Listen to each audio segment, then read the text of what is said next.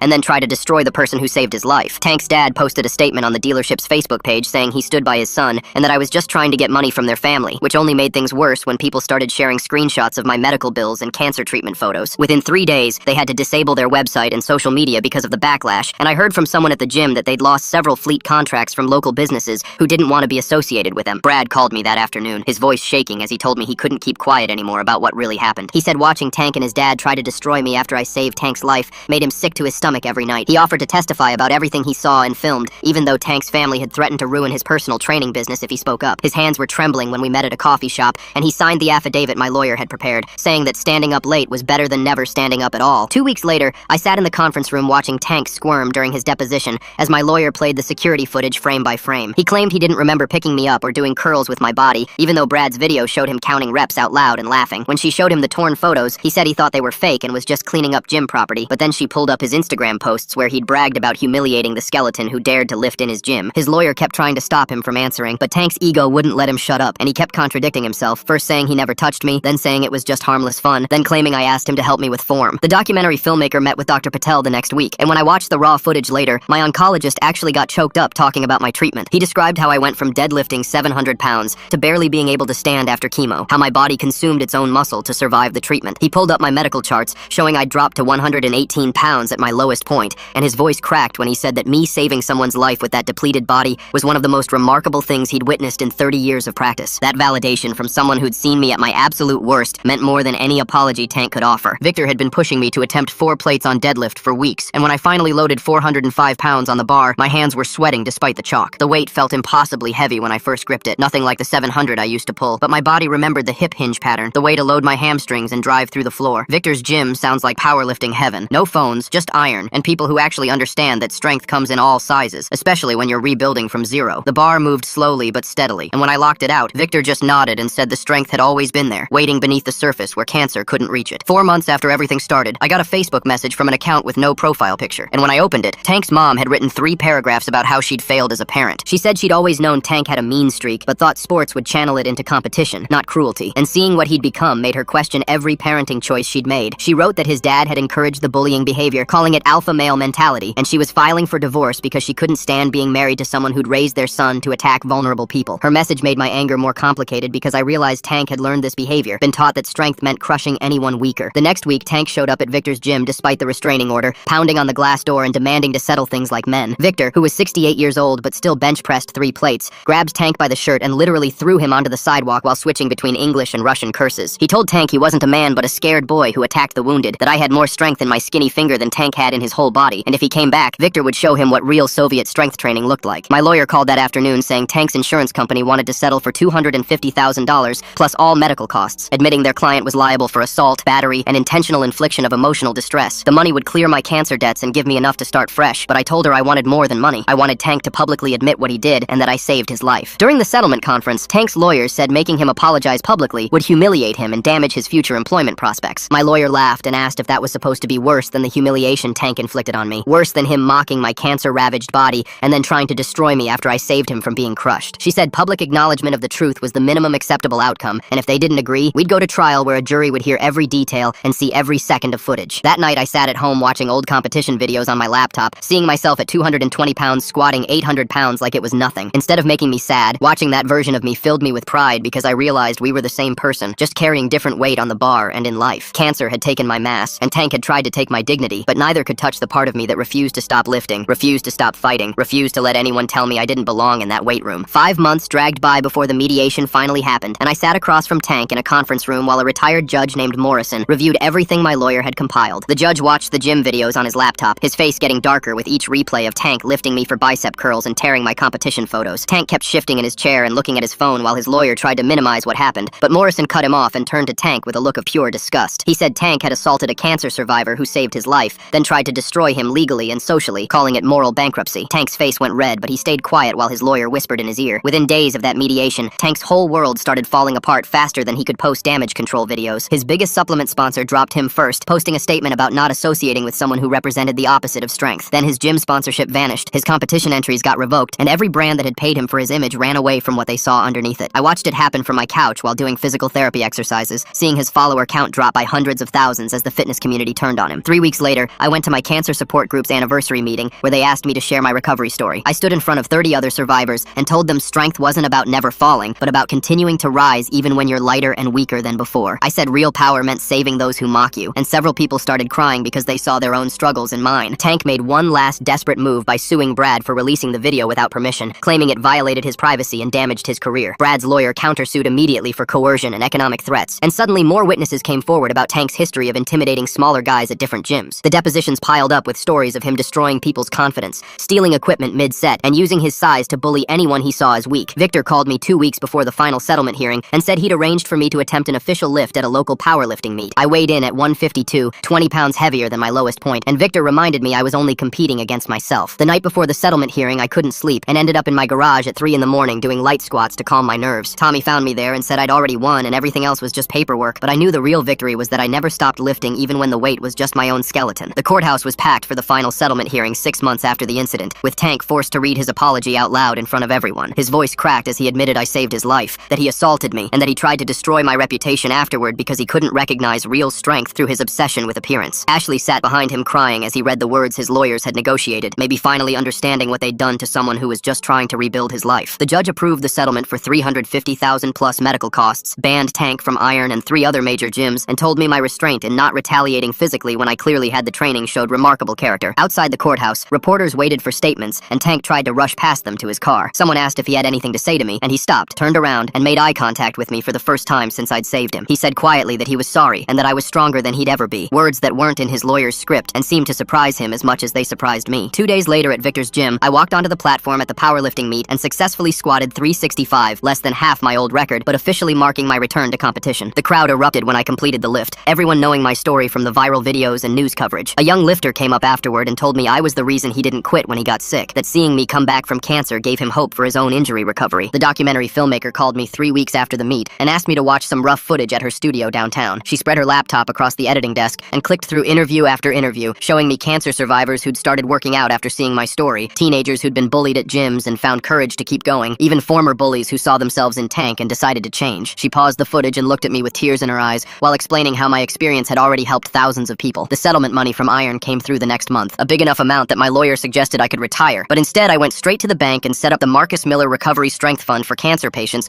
who wanted to stay fit during and after treatment. The paperwork took forever, but within 6 weeks we had our first members getting free gym access and personal training at Victor's place. Dr. Patel joined our board immediately and brought 3 other oncologists who'd seen too many patients lose hope along with their muscle mass. 8 months after that day at Iron, I was spotting someone on bench press when Tank walked through Victor's door, not angry or aggressive, but quiet and small somehow. He stood by the entrance for 10 minutes before Victor noticed him and called me over. Tank couldn't meet my eyes when he asked if he could train here, said he wanted to learn real strength, not just muscle size. Victor waited for my answer while Tank shifted his weight back and forth like a kid in trouble. After what felt like forever, I nodded and told him everyone deserved a chance to grow stronger, but he'd lift with respect or leave immediately. Training next to him felt weird at first, watching this huge guy who'd tortured me now asking about proper form and admitting he'd been doing everything wrong for years. During rest periods, he'd talk about how scared he'd been his whole life, scared that if someone my size could be strong, then everything he believed about himself was fake. His honesty didn't fix what happened, but it helped me understand why some people need to tear others down to feel big. The documentary premiered 2 months later at a theater downtown, and I sat in the dark watching my story play out on screen, from my competition days at 220 to my skeleton phase at 132 to whatever I was now. Tank's mom writing those messages makes me wonder if she's really just now seeing his behavior clearly, or if she's trying to distance herself from the lawsuit fallout. Pretty convenient timing for her sudden parenting regrets when her son's facing legal consequences. Tank sat 3 rows behind me, and when the scene played showing me catching that bar inches from his throat, he stood up and started clapping with tears running down his face. The whole theater followed his lead, giving a standing ovation while I sat there not knowing where to look. Brad found me in the lobby afterward, his client list smaller but his conscience cleaner, and admitted he should have stopped Tank immediately instead of filming everything. He showed me his new business card with anti-bullying advocate printed under his trainer certification, said watching me save someone who'd hurt me changed how he saw real strength. 10 months after the incident, I stepped on the scale and saw 165, still 55 pounds below my competition weight, but no longer looking sick. The mirror showed actual muscle definition returning, shoulders getting wider, chest filling out my shirts again. But more than the physical changes, I saw someone who'd kept fighting when everything seemed hopeless, who'd found ways to lift others even when I could barely lift myself. Elena called that week about a special event at Iron, said they wanted to dedicate a plaque at the bench press where everything happened. She kept apologizing for not stepping in sooner, explaining how my situation had forced them to examine their whole gym culture and make real changes. The dedication ceremony drew a bigger crowd than expected, with news crews setting up cameras and members filling every corner of the weight room. Elena asked me to speak, and standing at that same bench where Tank had mocked me and where I'd saved his life, I talked about how strength wasn't measured in pounds lifted, but in choosing to help instead of hurt. I explained that at 132 pounds I'd caught 500 because we all have enough strength to lift each other up instead of tearing down. Tank suddenly grabbed the microphone from Elena, his voice breaking as he told everyone what really happened that day. He confessed to doing bicep curls with my body, tearing up my competition photos, trying to destroy me even after I'd saved him from that falling bar. He called me the strongest person he'd ever met and admitted he'd been too weak to see real strength when it stood right in front of him. The whole gym went silent for what felt like forever before someone started clapping slowly near the back. Then another person joined, and another, until the whole place was applauding while I stood there shaking. People who'd watched Tank humiliate me that day started coming up one by one, grabbing my shoulders and mumbling apologies about how they should have stopped it, how they were cowards for just watching. Victor stepped forward and grabbed the microphone from Tank, announcing to everyone that next month I'd be attempting a 500-pound squat, still 300 pounds below my old record, but a huge milestone in my recovery. Tank immediately volunteered to spot me, saying he owed me that much. He owed me everything, and the look in his eyes told me he meant it. That night I sat with Tommy in my apartment looking through old competition photos that Victor had saved, copies of everything Tank had destroyed that day. Tommy pointed at one where I was deadlifting 700 pounds and said I'd be stronger than before, not in pounds but in purpose, and I knew he was right because every pound I gained now carried the weight of survival, of choosing to lift when life tried to crush me. The settlement money from Iron came through a few weeks later, clearing all my medical debt and funding the first year of the recovery program at the cancer center. Dr. Patel called to tell me 12 patients had already signed up for strength training, saying I was giving them what medicine couldn't, the belief that their bodies could be powerful again. My weakness had become the foundation for other people's strength, which felt better than any record I'd ever set. A year after the incident, I stood under the squat bar at Victor's gym with 500 pounds loaded, Tank spotting me while everyone watched. My body shook and the bar wobbled as I descended, but muscle memory kicked in and I drove it up, completing the lift while Tank quietly said, "That's how you save someone, with everything you have, no matter how it looks." I visited the cancer ward where I'd gotten treatment, now weighing 170 pounds with visible muscle again, and the nurses who'd watched me waste away actually cried seeing me healthy. I showed proper form to patients interested in starting strength training, explaining that the weight didn't matter, starting mattered, continuing mattered, even if the bar was empty. Brad's personal training business exploded after he publicly stood up for the truth, attracting clients who valued integrity over image. He texted me a photo from his gym showing a sign that read, "Real strength has no size requirement," with my story printed below, thanking me for saving more than just Tank that day. The documentary about everything that happened won an award at a local film festival, with the filmmaker dedicating it to everyone who'd been told they were too weak, too small, too sick to be strong. Tank and I attended together, sitting side by side in the theater, an image that would have been impossible to imagine when he was doing bicep curls with my body. In my garage gym where I'd spent 6 months training alone after cancer, I hung 3 items on the wall: my old competition photos Victor had saved, the plaque from Iron, and a simple sign reading, "Strength persists." This room where I'd rebuilt myself pound by pound became my shrine to resilience, proof that what cancer and cruelty tried to destroy could be restored. A few weeks later at Victor's gym, I spotted a skinny teenager struggling with an empty barbell, his form shaky and embarrassment clear on his face. I walked over and quietly adjusted his grip and stance, sharing the same cues Victor had taught me when I was rebuilding. I told him everyone starts somewhere, that I'd started at 132 pounds after cancer, that strength wasn't about where you begin, but that you begin. He nodded, and something passed between us, the recognition of strength that goes beyond appearance, the knowledge that inside every skeletal frame might live the power to save someone's life, even someone who mocks you for trying. Time for me to step off the commentary stage. Appreciate you letting me crack wise with you through this whole ride. Catch you next time. Subscribe for more content like this.